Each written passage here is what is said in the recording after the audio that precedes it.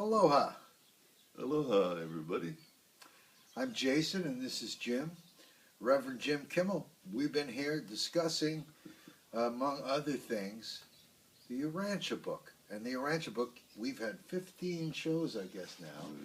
We've had lots of comments from many of you out there, and we hope to get some more comments and questions. Very soon, we're going to have live call-in talk show that we want you to be part of. The most important thing I think that's happening today is we are celebrating the new technology. The camera that is being used for this show is portable technology. In fact, it's an iPhone. You know, high definition video is here. And so we now know that our interactivity can be easy. And many of you out there, I'm sure we'll get submissions from you to be part of what we're doing as easily as picking up your phone and doing a video. Blows my mind. It's my amazing stuff. Thank you for joining me here today. Pleasure. Thank you. Today is, where are we? Late July of 2013. Right. In a matter of, maybe the 23rd or 4th? 23rd today. So in just less than a month, or about a month's time, on the 21st of August, we're going to have a celebration of the birthday of Jesus. Some of you out there may know why on August 21st, and others may say, what? We thought it was December something. We had different shows, and we talked about Mithras. Like, some of you know that Mithras was another spiritual awakening guy way back in Iran, and that was at the time, and there was some confusion of celebration, and so, but I'm not the one to be telling you. This is all I've learned because I've spent really a nice time speaking with Reverend Jim Kimmel. Yes, been a good Tell time. us that story, if you can, in a nutshell. The story of the fact about The birthday of Jesus. Yeah. Again, in the times of Jesus, Mithras was one of the mystery cults. It was a mystery religion. In other words, Mithras was born of a rock, and that's a mystery. How anybody gets born of a rock. Anyhow, that was the superstition of the day. And anyhow, he had a battle with the sun god and so forth and so on. He ended up becoming one of the most popular religions of the common people during the times of Jesus. And he was supposedly born of this rock on December 25th, while several shepherds out in the field were attending their flocks. And so the stories of Mithras and the mystery of the birth of Jesus, because nobody knew then, or very few now, what the actual factual date for the birth of Jesus was relative to today's time. So, and we could only find out these kinds of facts if it were something that was revealed to us from the world that's invisible to us, which is most of the universe. We're in a material universe, and we're looking spiritual, in a spiritual direction, and it's all invisible to us at this point, except to the mind that recognizes it and the ears that have something to hear with. So that's what it's about. We're talking about the things that are visible and the things that are invisible as it relates to the facts and the truths of life on this planet, which is extraordinary in today's world. When you all get better acquainted with the actual factual understanding of the knowledge of the history of our world, you'll just be amazed. Just amazed. Well, that's a side subject, but I think a very important one. You were an atheist for a while. I guess you went from a believer as a Christian? Or I was born into what my mother was into. My mother was into the Assemblies of God Church in Canton, Ohio. I see. So you went from there through a process, and really a scientist, where you came to not believe in God, to where you went through a whole process and then scientifically arrived at God. Yeah. I don't know if that's a short story. Well, that's pretty close. It's fair. It's like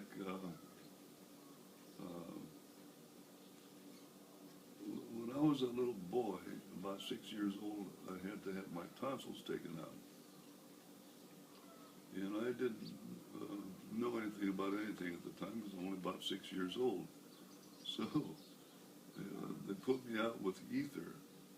And so I'm under the influence of this ether and taking out my tonsils, and I come to, and my mother's there, and she's all worried, wondering how I'm doing.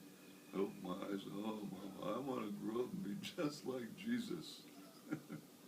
That's what I said to her. And I was sore throat, I could hardly talk. But that was the most important choice I ever made in my life, because it gave. I didn't realize I had the spirit of the Prince of Peace within me. I had no idea I had the fragment of the will of God within me. But I made the choice to want to grow up and be just like Jesus. Okay, so now we're getting pretty close as far as we can become one with Him in spirit and purpose relative to the will of our common Father. What He taught in His ministry after the resurrection, He said, that which the world needs most to know is men are the sons of God, and through faith they can actually realize and daily experience this ennobling truth. So now, knowing that's what's most important for us is to recognize the fact it's our cosmic identity. We're all brothers and sisters in the worldwide brotherhood of the spiritual family of God. First World Wide Web. Not to be confused with the... Yeah, right. We use V-mail.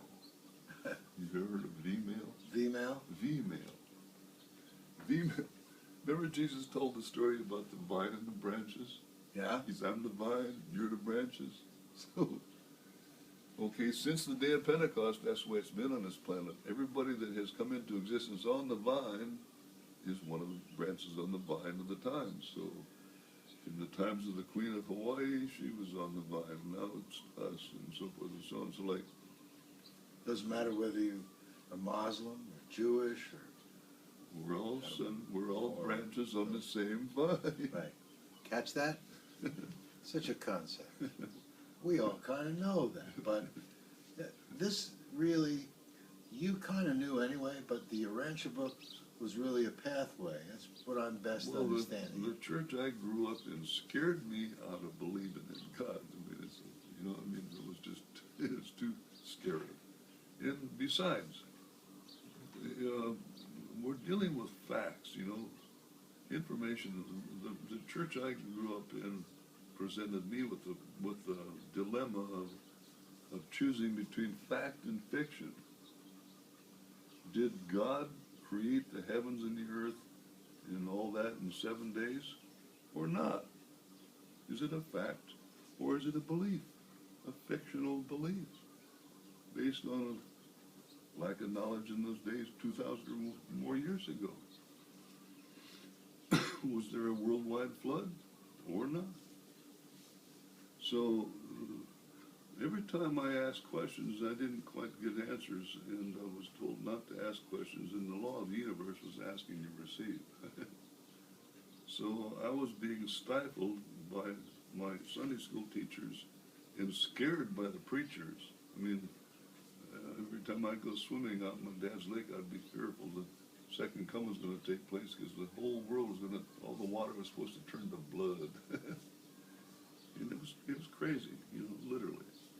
So as a consequence of that, my experience as a young boy in the church I grew up in, I came to the conclusion, they may know Jesus, but they believe a lot of things that aren't true.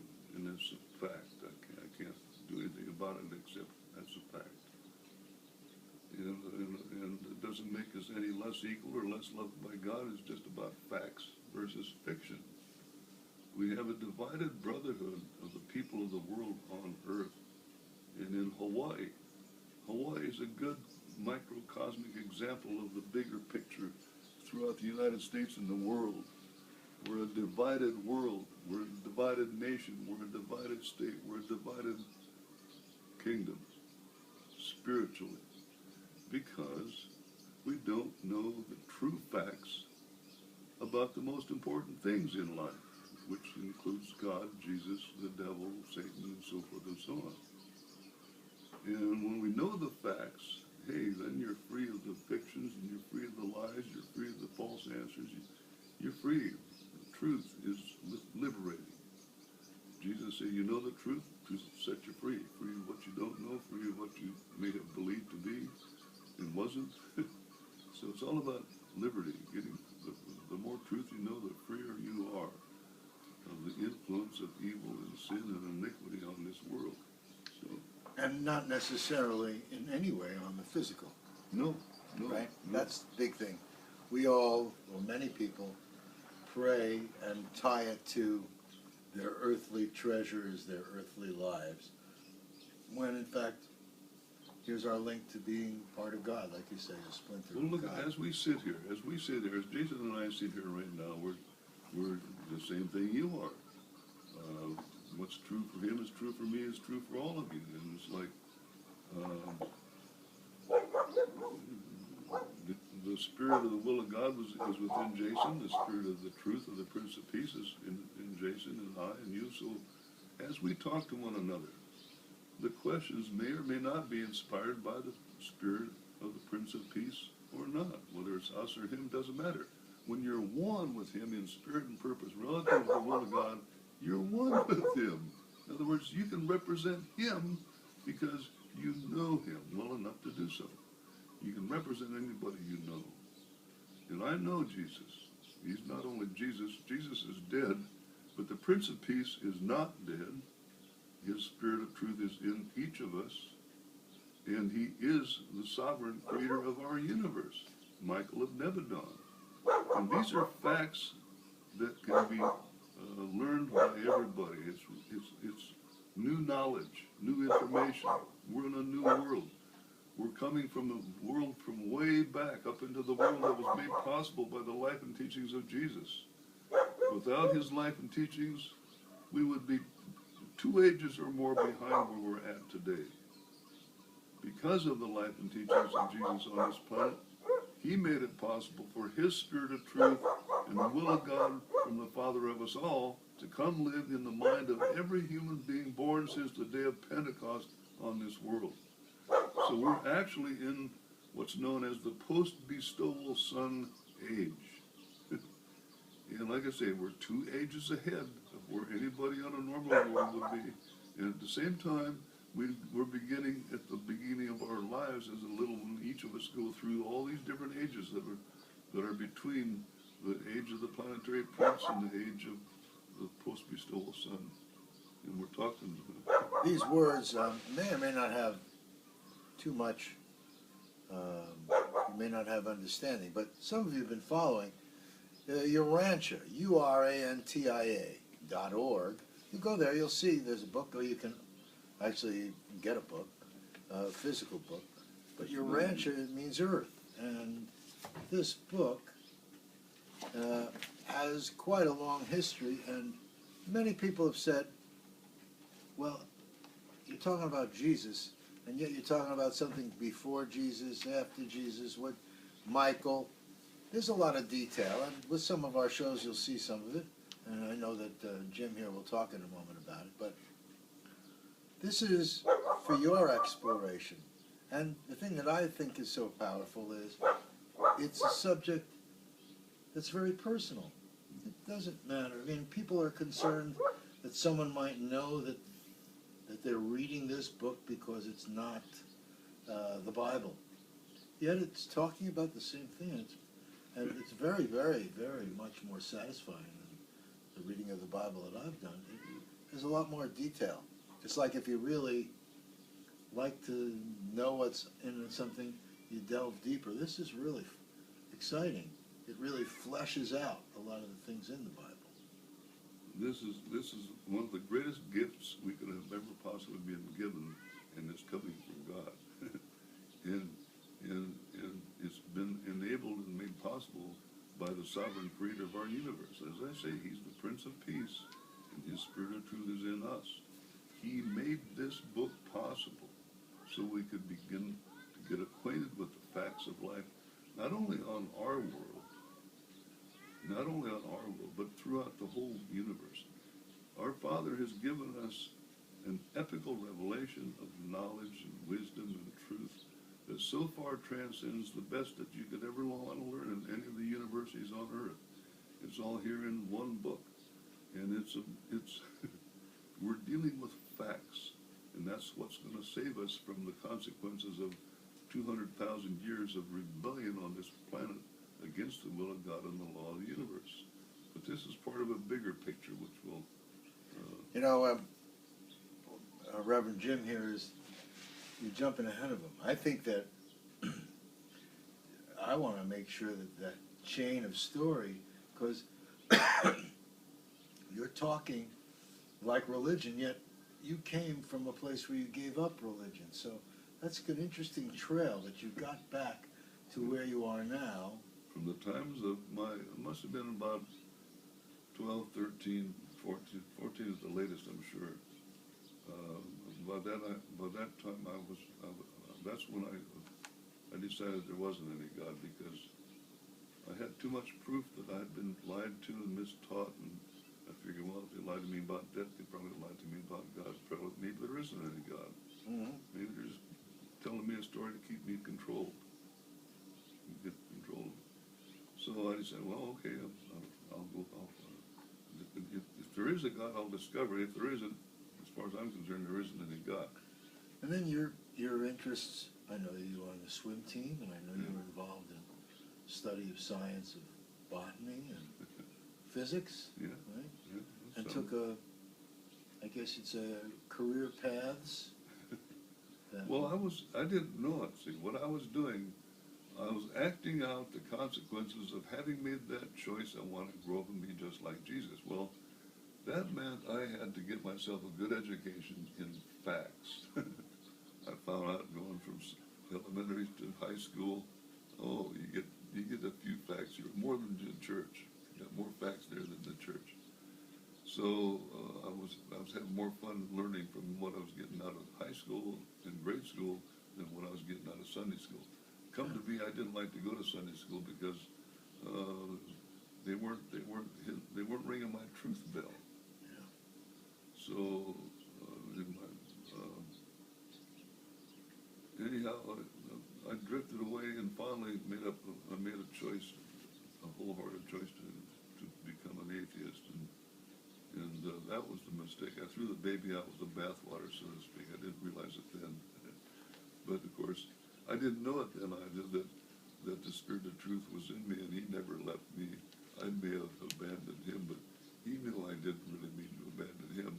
I was leaving behind me what I didn't like about the Christian church I grew up in. It wasn't good enough to believe in.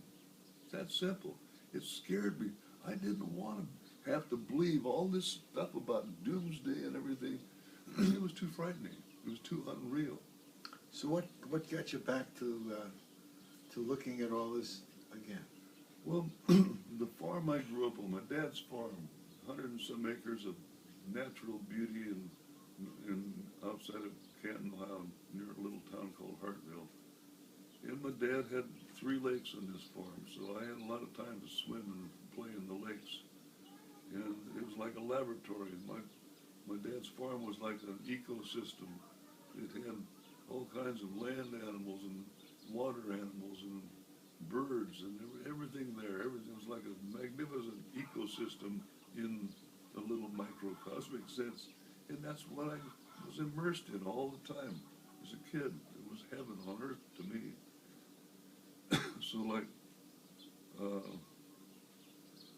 when I got it because of swimming, because of the fact that I was a good swimmer,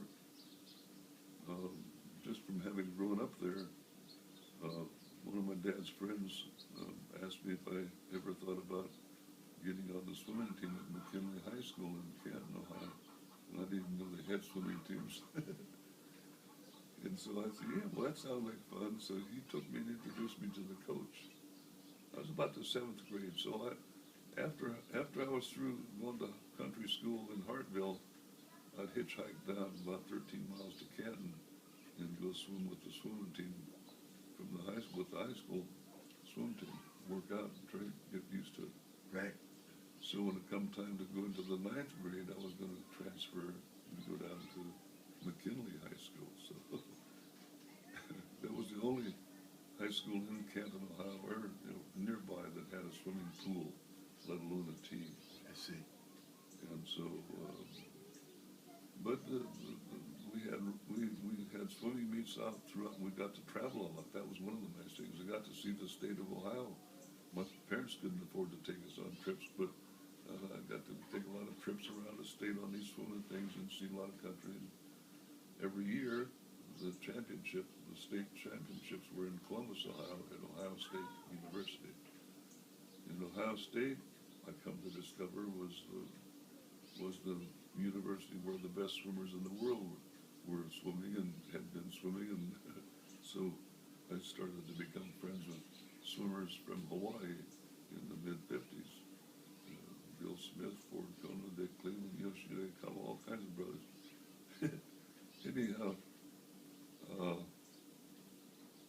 when I finished high school, the natural place for me to go after high school was to Ohio State. Right. Because of the swimming. I didn't know what I wanted to get into academically. I had the foggiest idea. All I knew was I wanted to keep on swimming. Okay.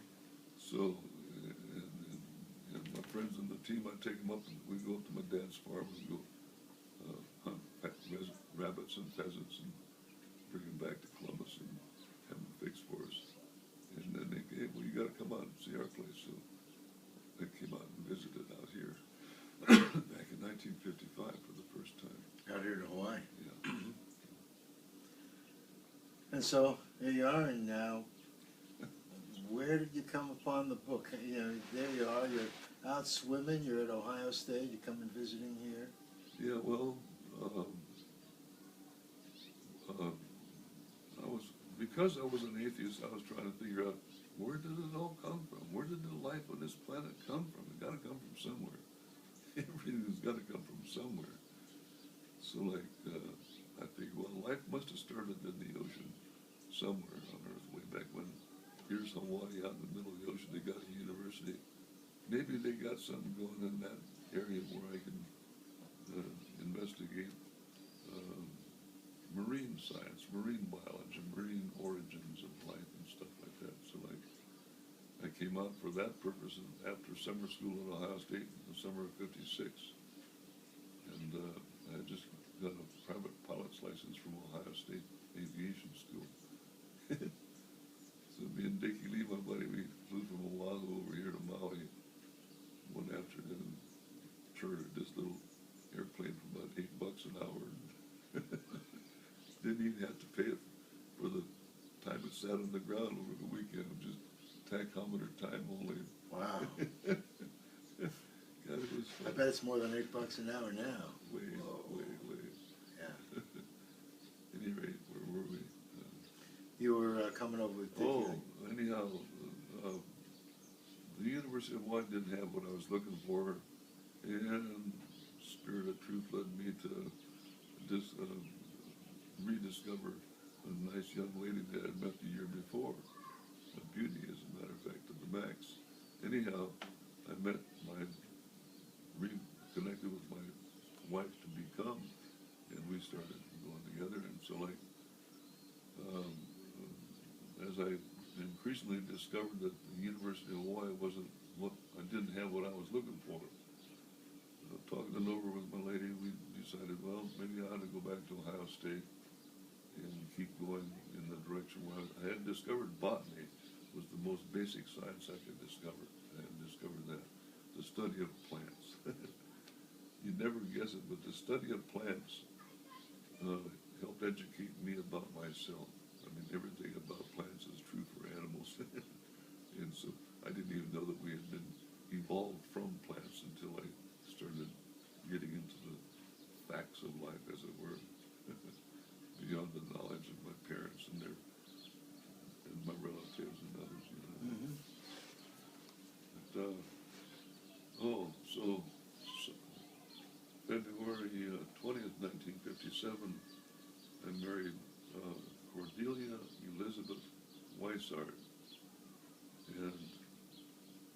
She was a real beauty. Anyhow, I didn't know it at the time. She didn't know it at the time. Her mama didn't know it at the time.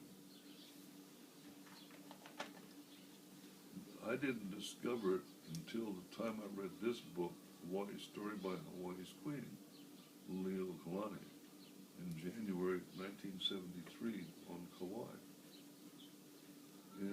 And what I discovered in reading this book from the Queen's story was that my wife's great-grandfather was the lawyer, A.S. Hartwell, who drew up the papers of abdication that she was forced to sign under threat of bloodshed.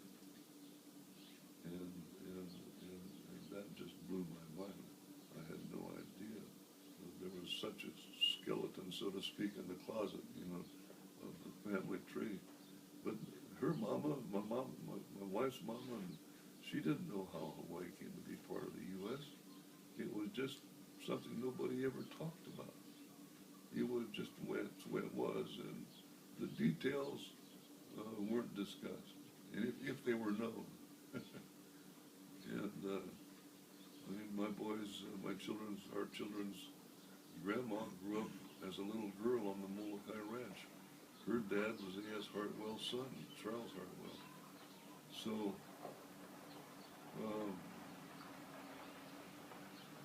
So I'm still tying it in. So you discovered your tie-in with the kingdom of Hawaii and through Hartwell.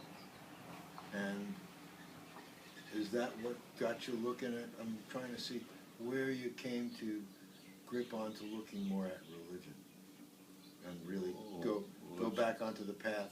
we have to backtrack a bit. Okay. See, we're talking 73 on now. Between 69, the big turning point in my life, what do you call them, epiphany? Whatever.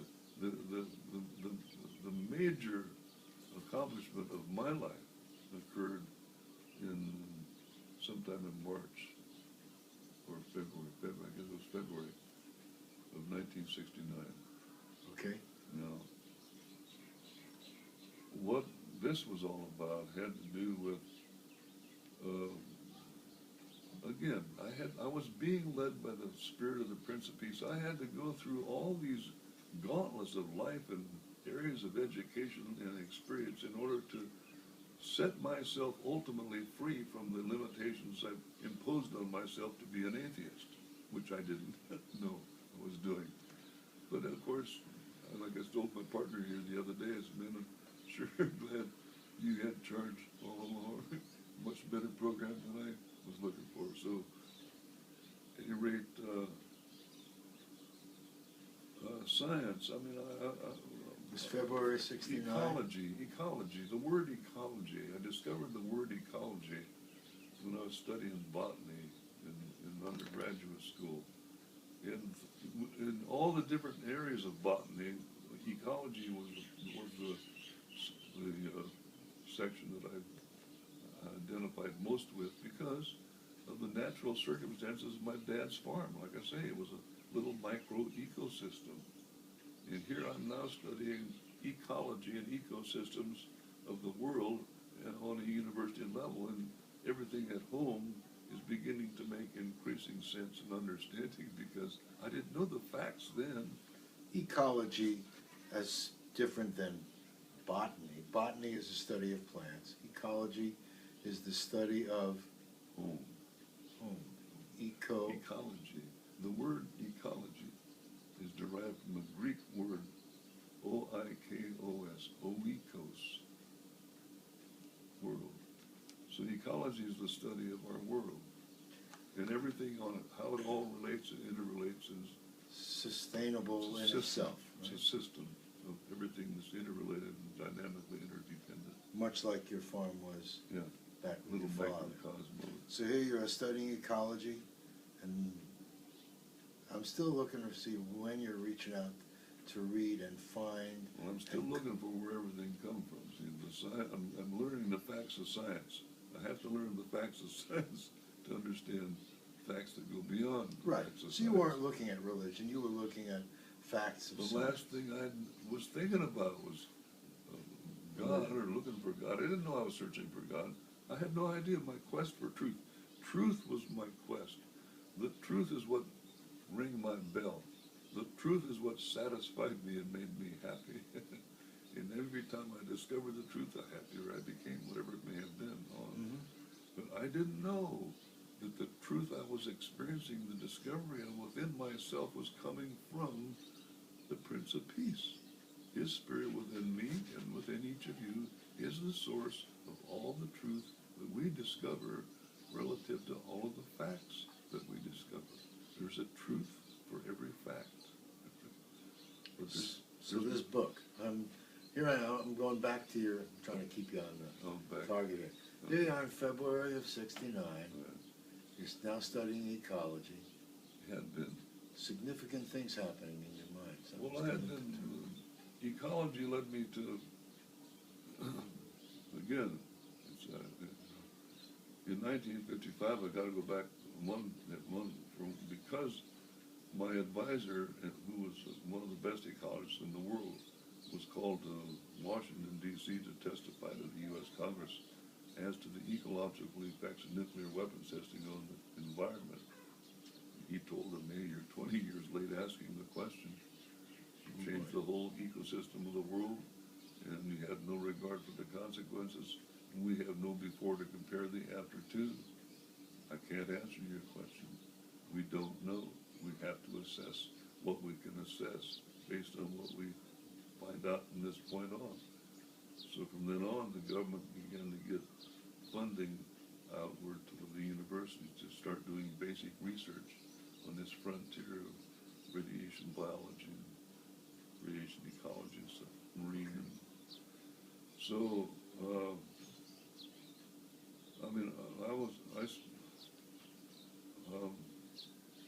because of what I was researching in undergraduate school, I discovered that on March 1st, 1954, the United States government had detonated a 15-megaton bomb at Bikini Atoll, and the fallout covered Rongelap Atoll and part of Uterick Atoll and a bunch of Japanese fishermen, and it was devastating. Anyhow, that's what got me into the frontier of radiation ecology, with one of the effects of nuclear and thermonuclear weapons testing on the environment. I said, hey, Dr. Wolf, my advisor, I said, my God, Rongelap Atoll, unfortunately, is the most perfect lab to go to, or area to go to discover what we don't know about the whole. Here's a microcosmic ecosystem. Land, plants, animals, people, land, ocean, threshold, everything all interrelated and terribly contaminated. So that's where I went for my graduate stuff. And again, I didn't realize I had to get into nuclear stuff because I had to become aware of the facts of physical reality. You can't make an atomic bomb out of fiction. And as bad as they are, and as crazy as people are that set them off, it's about, you can't build a thing and set it off unless you are working with facts. Because fiction don't put them together and set them off. So, and the facts at that point in time was I didn't know that I was searching for the source of truth, nor the source of facts, nor the source of intellectual reality. I had no idea. But so now we go ahead in time. So you got into study of nuclear, and now time is evolving. Well, I quit working for the U.S. government in 1967 from the Nevada test site, and moved up to the Marin County area of California. And at that point in time, I was in a very depressed state of mind and spirit, and was looking for a whole new beginning, so to speak. I'd broken up with and divorced with my wife, and I had no idea if I was going to be able to make it or not. I was really out and down, so to speak. So like, I had a chance to start teaching high school in Marin County, and that experience was the first kind of experience I had with any kind of thing going on in the outside world, outside beyond the confines of the test site or secret places and all that shit. So like, and what I discovered from this experience was that the kids weren't really there to learn what they were supposed to be learning. They were there to talk about what was interesting to them. And that happened to be marijuana and drugs and music and stuff like that. So like, and I had this program I'm supposed to be following for as a teacher. So finally, the summer of 1968, I guess it was, I had a chance to teach a class of bright young students in a class of anthropology, and we did a dig on a Miwok Indian mountain twice a week. And in the course of that time, the kids would roll up some joints and turn me on. We'd smoke some joints and get into this dig. So I decided as a consequence of that experience with those students that summer, I was going to change my whole approach to education. And so by the time school started that fall, I told all my classes, look, forget books, you don't have to do homework,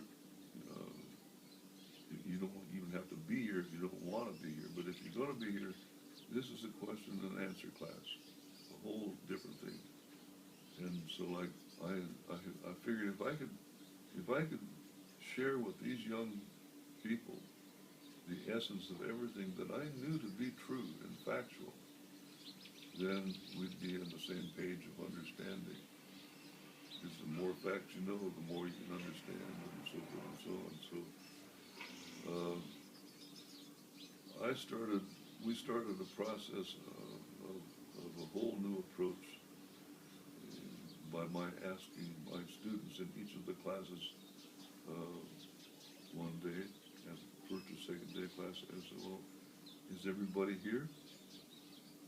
And they didn't quite know what to say or what to do. And I said, well, is everybody here? I said, yeah, we're here. I said, well, which is where? Which is where? Yeah, where are we? You say we're here. I'm asking you, where is here? Where is here? Oh, room 13, which is where? Oh, Novato High School, which is where? Oh, Marin County, California. Oh, which is where? The United States. Oh, which is where? Oh, North America, which is where? Oh, the planet Earth, which is where? The solar system, yeah. Everybody agree? Everybody agree? Which is where? In the Milky Way galaxy, which is where? In the universe. All right, now, where's the universe? Somebody said, it's everywhere. I said, is it infinite? Yeah, it's got to be infinite. Okay, well, that's where here is. We're here in an infinite universe. We all agreed, all on the same page. Then I asked them, okay, what are the things that make up the universe? What is the universe made of? What are the things? What's it all? You say we're in a universe. What's the universe consist of? So they gave me words, and I wrote them on the blackboard until the blackboard was full of words that described, this is what the universe is made of, folks. Everybody agree? Yeah, we all agree, as a class, as a group. This is where it's at. We agree on all this. So then we start looking at the words, kind of focusing on these words. No, they don't all mean the same thing. And they don't all, oh my God, some of them describe different dimensions of reality, even, so to speak. So by analyzing the grouping of these words, we discovered 4 major dimensions of reality. And it was physical, intellectual, spiritual, and personal. Those are 4 dimensions of reality. Personality is not spirit, is not mind, is not matter, these are facts about our life and ourselves. Just because that's, you examine yourself or you examine the whole, it consists of a grouping of facts that are interrelated, that reveal understanding, make sense, and so forth and so on. It's a revelation of self-understanding, self-realization, and so forth. So like, by mid-November of 1968, I had all of my classes at that point in our discussions where we were into Einstein's concepts of relativity. We went into general and special relativity, and we were in the field of the unified field theory of relativity in mid-November '68. Perfectly in line with the elections after a hot political summer in Chicago. Boy, that's Wow. what about all that. That was all going on at the All same at the time. same time, all kinds of. So you were studying field theory, unified field? Unified field theory that Einstein had left unfinished. He spent the last 17 years of his life searching for an equation. He called it the unified field equation. Einstein said this equation will explain the existence of everything, everywhere, to everyone, forevermore. Wow. So this is about as basic as you can get. To be able to explain the existence of everything everywhere, that's big. And He died searching for this answer.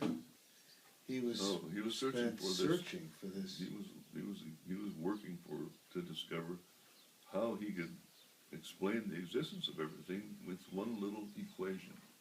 E equals mc squared. Of course, he's famous for having penned that one. What that says in shorthand is that everything physical in the universe is all a manifestation of one thing: physical energy. Pure, undifferentiated physical energy at base level exists as light. So like, E equals mc squared makes it possible to manipulate and transmute and transform energy and matter so you can make bombs. Anyhow, And more. It was an explanation of the universe. yeah. Its its application. That was the biggest proof when they shot the first bomb off at, in New Mexico. That was proof of E equals mc squared on a scientific level. Okay. So like, because of that fact, they knew they could really go further. And Einstein was searching for this this equation to explain the why and how of everything in the universe. Right. So like, I had taken my students as a group of class up to the edge of his frontier and my frontier, where they were coinciding. I mean, as an ecologist, I knew everything that Einstein was talking about. I read all his scientific things and so forth and so on. So like, And the kids were following with you, right? yeah, kids, we're all together. Right. We're all They are. together. One, 7th, 8th, 9th grade kids? 10th, these were high 11th? school. High school. Yeah, Okay. high school kids. And so like, then what happens is the principal at the school doesn't like my style of teaching. There's 15 or 20 kids extra in every period of every class I had, and they wouldn't go to the other classes. They were getting off on learning the facts and truths of life.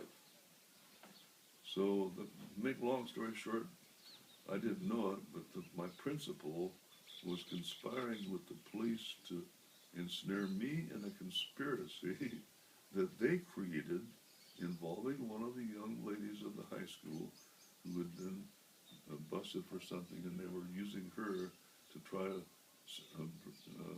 transport marijuana to me. We call it transporting narcotics. Using minors to transport narcotics.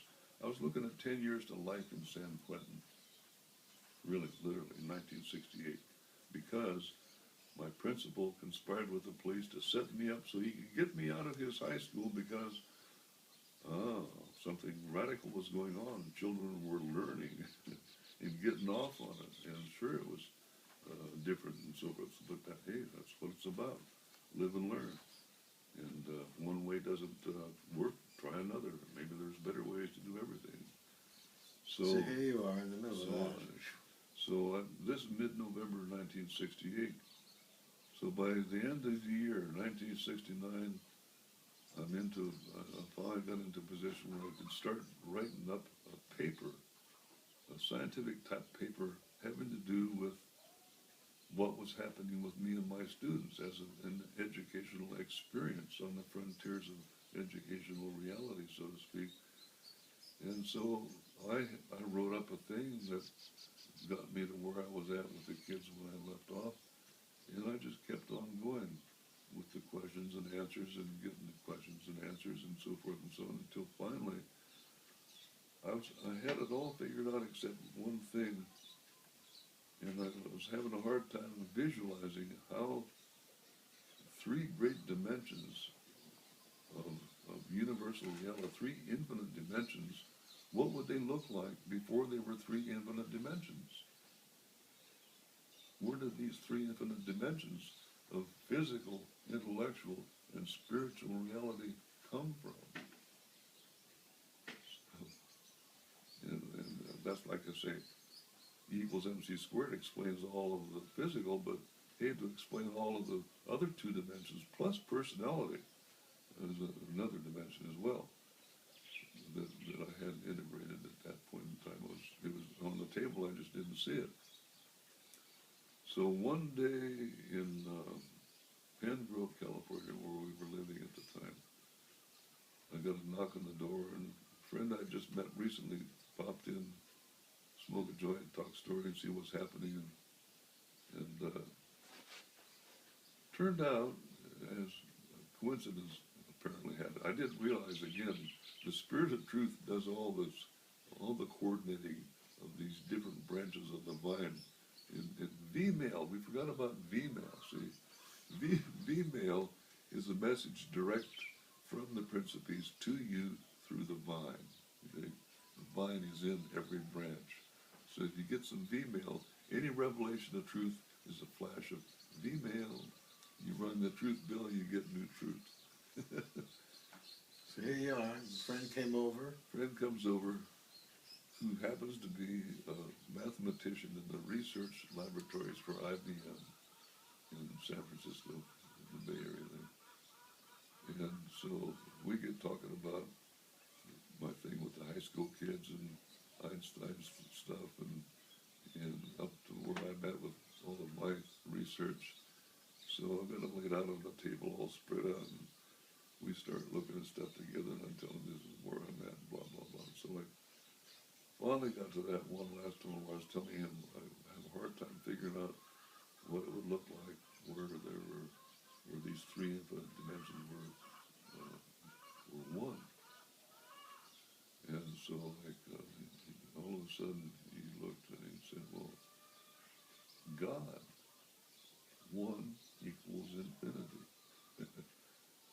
And here I was, an atheist, face to face with an assertion of fact about God coming from a mathematician I had just recently met. And my whole thing as an atheist was doomed right from that moment. It was gone. It rang my truth bell louder than anything had ever rung my truth bell. In all my search for, I had discovered God within myself. I didn't quite yet understand it at the time, but I had found God within myself because it had to have been revealed to me and to him by the Spirit of Truth in both of us. Jesus taught, nobody gets to the Father except through me. I didn't know he was in me. I didn't know the Father was in me. I didn't know the Spirit of the Son was in me. And all I knew was I was looking for truth. I wanted to know, where does it all come from? And it all comes from one equals infinity. And that simple number one is the absolute singularity. It's an infinite, absolute singularity, which is ancestral to everything in infinity. Everything and everybody. And it is the will of God. So the will of God is the absolute of all the absolutes and the source of all the relativities in the infinite universe we're sitting in. and I went from being an atheist to being a believer, a theist,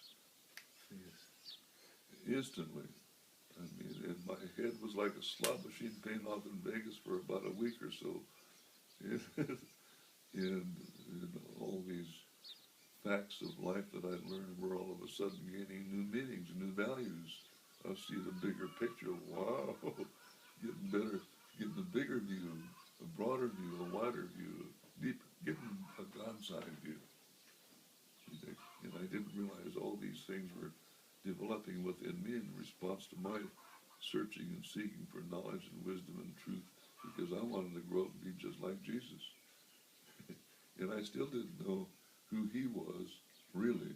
I had heard about him and read about him in the Bible, but I met him when I had my tonsils taken out. I learned more about him beyond what I had learned as a kid in church from this book, the Rancher book. So when did this book come into your world? About a week or two, maybe, after finishing this unified field theory. Wow. One of my friends who frequented my place enough to know where my head was at, he says, "Hey man, listen to this." And he had a copy of the Rancher book, and he's reading something from a paper titled Energy, Mind, and Matter. and I'm saying, well, how could that be in print? That's information that transcends the frontier of scientific reality as I know it and understand it, and yet it had to be true. It was and so, like, all of a sudden I'm face to face with, where did this come from? What's this all about? What's going on here? So here was a paper explaining the things that you were theorizing on were already in print. Yeah, and it was beyond the general knowledge of most scientific frontiers that I was aware of in those days. So, like,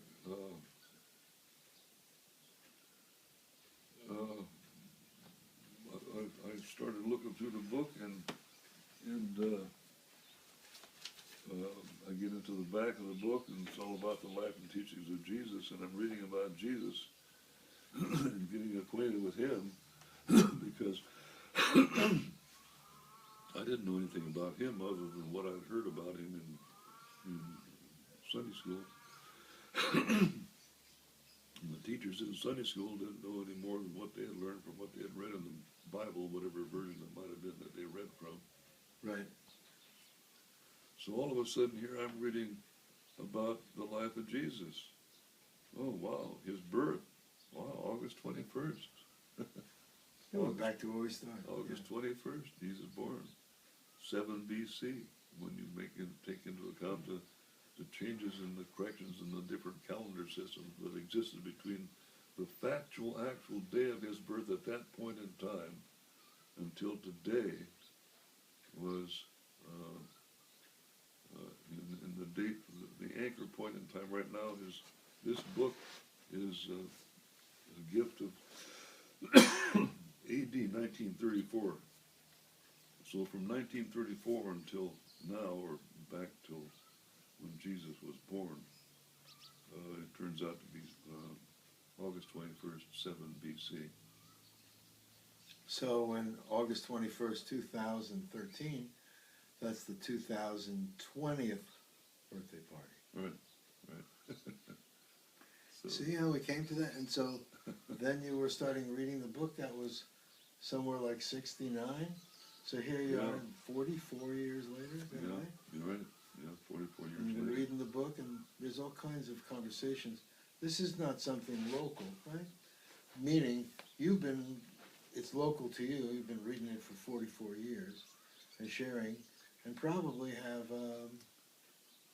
thousands of people, many thousands around the world. The understanding of this has been an ongoing revelation.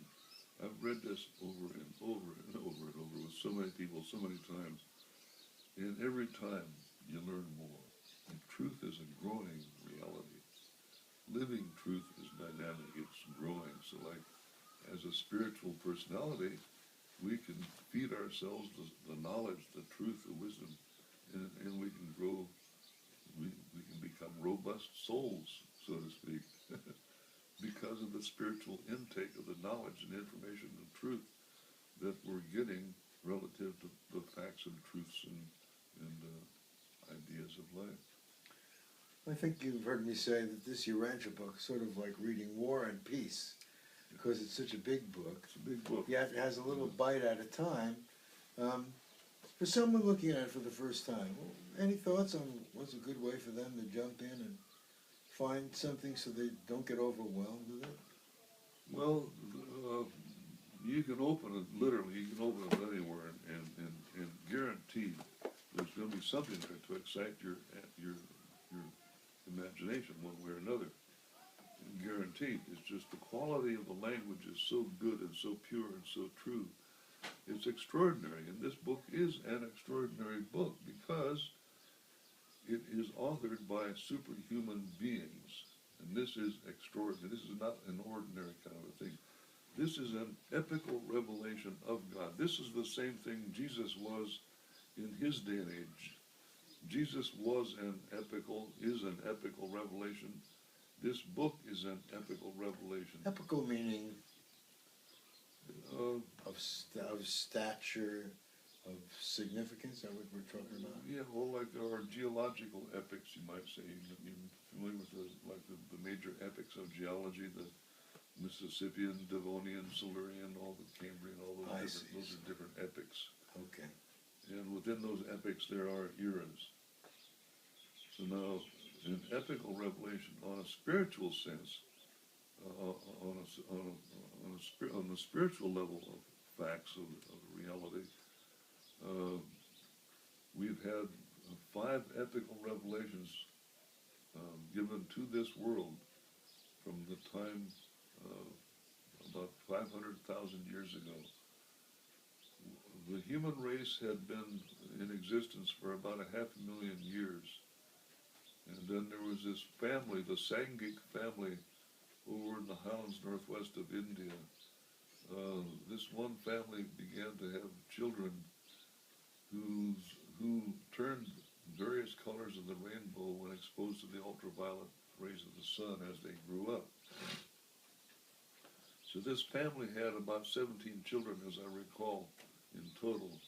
And some of them were red, some were orange, some were yellow, some were green, some were blue, and some were indigo. So these were this family, this one human family of the pre-colored race of mankind that had been around for 500,000 years,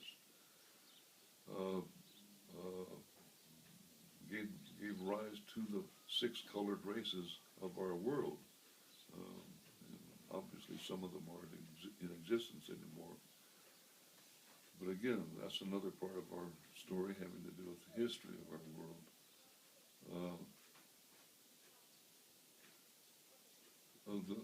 Then, like I say, about 500,000 years ago, the first epical revelation to our world was the arrival of the planetary prince.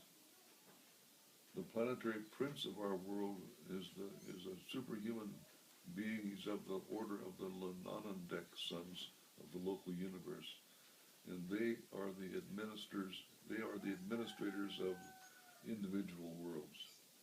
They are present on Earth as representatives of God, serving the interests of the evolution of man, the establishment of civilization, and so forth. That's something that They're like our planetary father. that may be a concept larger than we can grasp, but okay, at this point. So then the second epical revelation to follow the first was of the arrival of Adam and Eve about 37,000 years ago. Okay.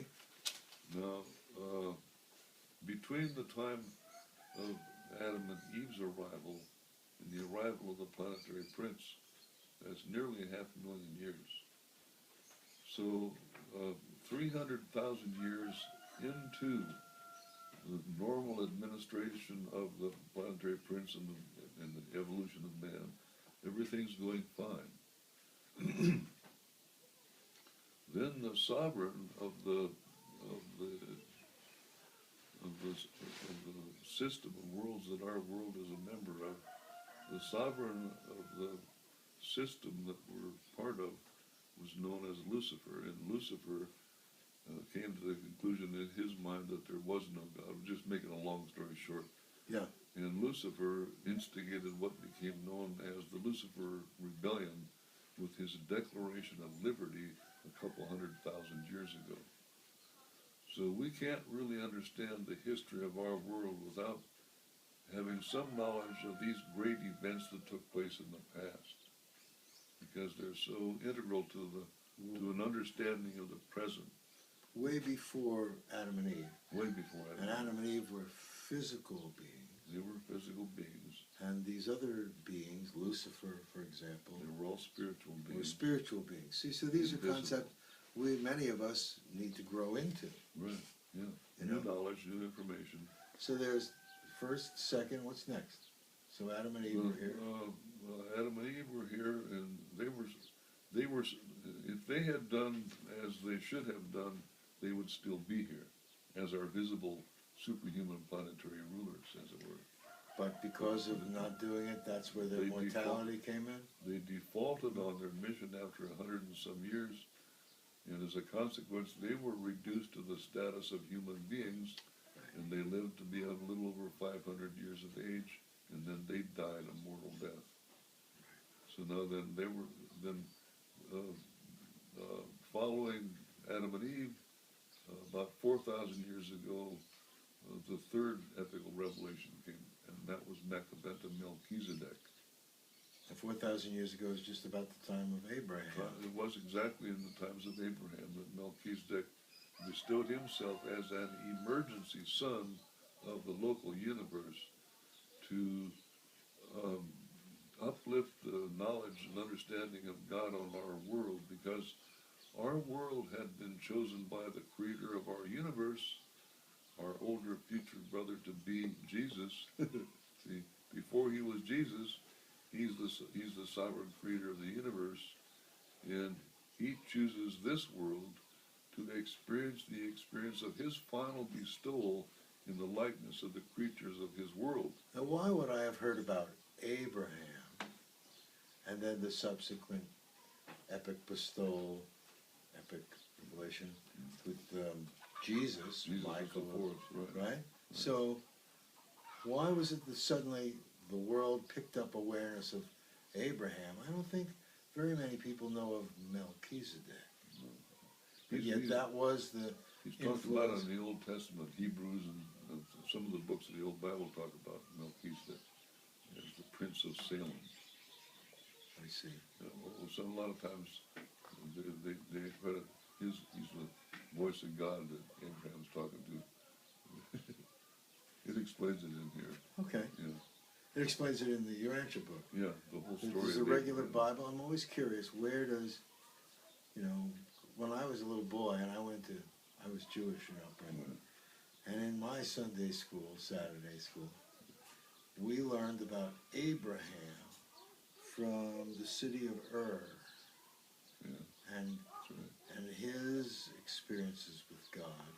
But the God then was through the representative, the being Melchizedek. Yeah. And that's being opened in here. That's very interesting. Yeah. So that's where suddenly, like, recorded history in my mind began. That's what I This is did. where recorded and revealed history kind of have a very obvious beginning.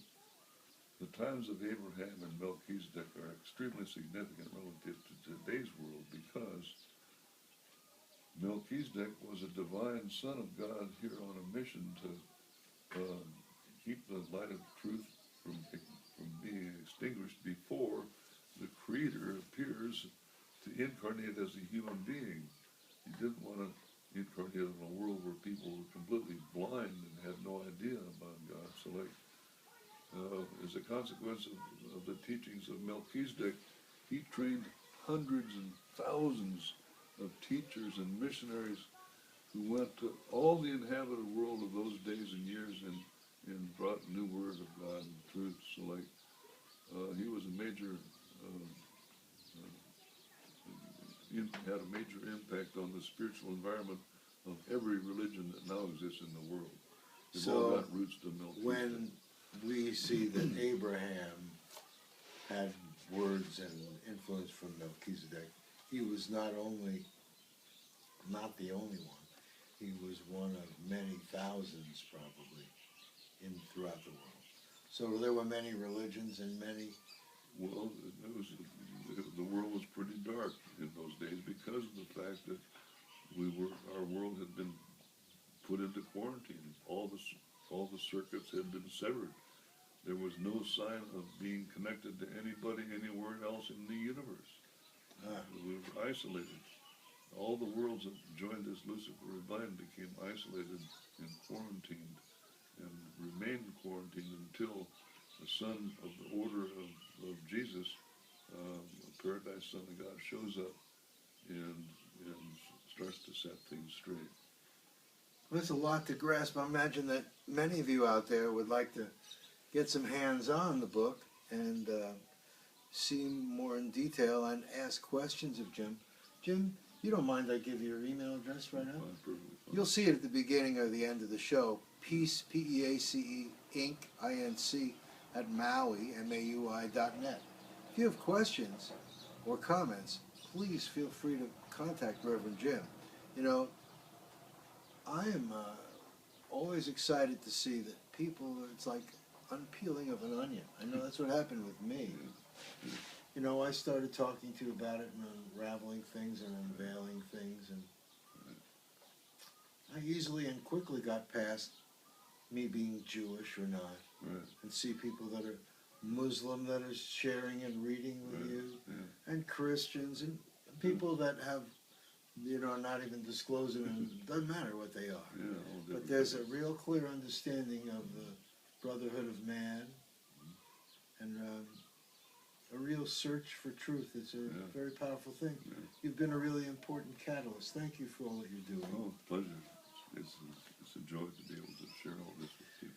Oh, I got off a little on a tangent, but this is all starting from August 21st, birthday of Jesus, coming up soon.